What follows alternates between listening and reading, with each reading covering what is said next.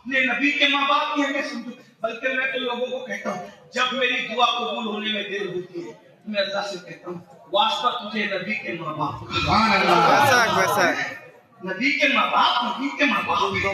میرا دل چاہ رہا ہے کہ میں نبی کے والدین پہ بہت باتیں کروں لیکن میں بس اپنی بات پوری کرتا ہوں کیونکہ ٹائم زیادہ ہو رہا ہے اور بہت دیر تک کے سردی کے موسم میں تقریر کرنا لوگوں کی اپنی حاجتیں ہوتی ہے. ایک بات سن لے حضور علیہ السلام کی امی جان سے حضور کو پیار کتنا تھا تو حضور کی امی جان نے کہا میں بات پوری کر دوں نا. حضور کی امی جان نے کہا میرے بیٹے ہائے ہائے ہائے حضور کو کوئی بیٹا نہیں کہہ سکتا وہ سب کے آقا ہیں لیکن جس کو بیٹا کہنے کا حق ہے وہ سیدہ آمنہ ہے. وہ سرکار آمنہ آپ کے قدموں کی بنائے رہتی ہے کہ آپ کیسی ماں ہیں جس کا ہم طلبہ پڑھتے ہیں وہ آپ کا کرتا ہے.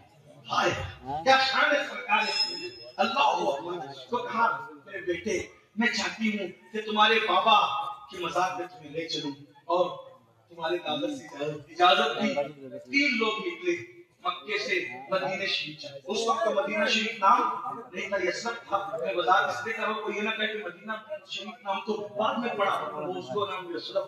تو بہرحال یہ بھی دیکھیں توجہ نبی کے پہنچنے سے پہلے ابا جا کر آرام کر رہے ہیں کہ تم یہی آؤ گے میرے لاڈلے تم یہی آؤ گے تو ہم اور تم قیامت تک ساتھ ساتھ آئیں. اور جو جگہ ہمارے بزرگوں نے ہمیں بتائی نبی کے ابا جان کے مزار کی وہ رسول اللہ کے سامنے حضور کے کہاں ہاں پورا بقی قدموں میں سو رہا ہے اور ابا کو سنبھالنے لگا. اب تو وہ منتقل ہو گیا مزار لیکن بہرحال جو جگہ ہے وہ اس کی نشاندہی کی گئی ہے.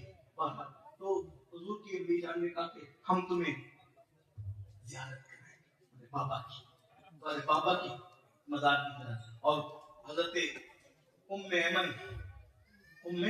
ایمن یہ حضور کی امی کی کنیز تھی.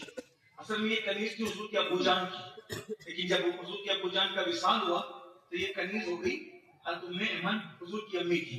اور جب امی کا وصال ہوا تو یہ کنیز مل گئی کس کو حضرت مصطفیٰ کریم صلی اللہ علیہ وسلم. ام ایمن کا نصیب دیکھو پہلے کنیز تھی حضور کے ابو جان کی پھر کنیز بنی حضور کی امی جان کی پھر کنیز بنی رسول اللہ کی پھر کنیز بنی سیدہ فاطمہ کی.